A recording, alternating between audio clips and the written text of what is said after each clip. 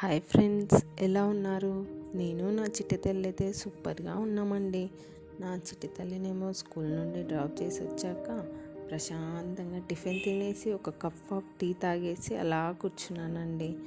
ఇల్లంతా ఏమో చిందరవందరగా ఉందండి. ఇంట్లో చిన్నపిల్లలు ఉంటే ఇల్లు అలాగే కదా ఉండేది ఫ్రెండ్స్. అందుకే ఇల్లంతా సర్దేసేసరికి టైం ఏమో 11 అయిందండి.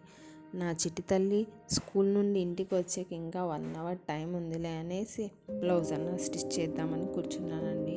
బ్లౌజ్ అంతా కట్ చేసుకొని స్టిచ్ చేస్తున్నానండి. అదేమో మా సిస్టర్ బ్లౌజేనండి.